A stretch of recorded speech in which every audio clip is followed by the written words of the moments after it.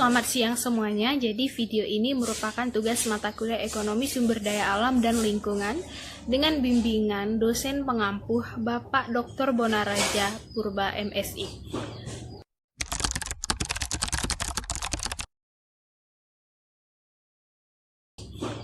Kami dari kelompok 3 yang beranggotakan 3 orang, yang dimana saya sendiri Yohana dan Febri serta Juwita.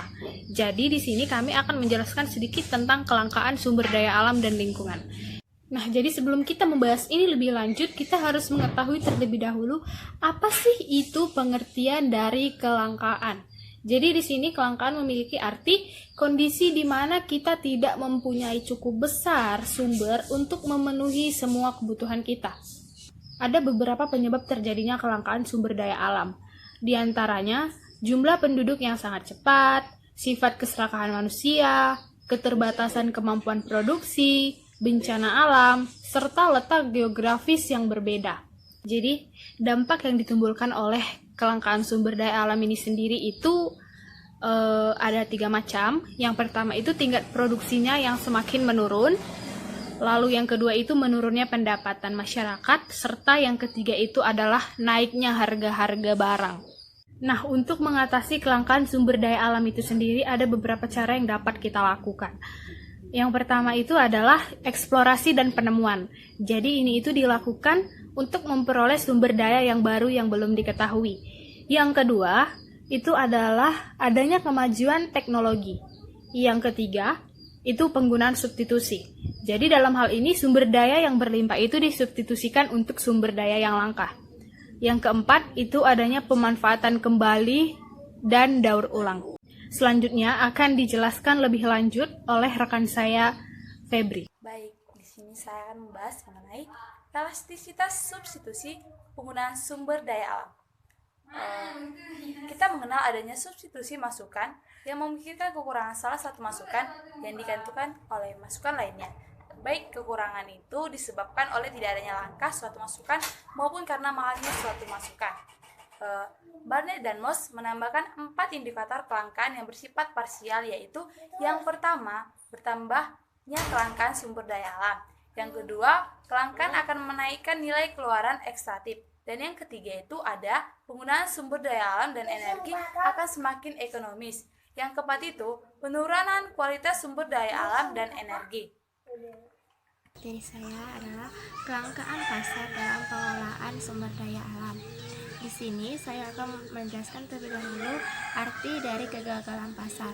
Kegagalan pasar artinya sebuah pasar tidak dapat berfungsi lagi. Karena kegagalan pasar adalah situasi di mana sebuah pasar efisien dalam mengatur produksi atau alokasi barang dan jasa ke konsumen. Ada 4 jenis utama penyebab kegagalan pasar. Yang pertama, adanya informasi yang tidak sempurna.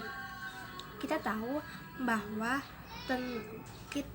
ketika kita membeli barang bekas, kita tidak memahami seluk-beluk dari barang bekas yang kita beli tersebut.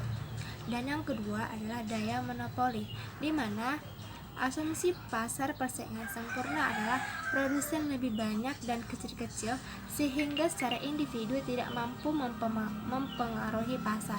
Dengan kondisi demikian, para produsen dapat memasok barang yang bereferensi pada harga yang berlaku di pasar dan mereka dapat menjadikan pada price taker. Dan penyebab yang ketiga adalah adanya eksternalitas, di mana eksternalitas adalah keuntungan ataupun kerugian yang dinikmati dari penderita pelaku ekonomi sebagai akibat tindakan ekonomi yang lain, tapi tidak dapat dimasukkan dalam perhitungan biaya secara normal.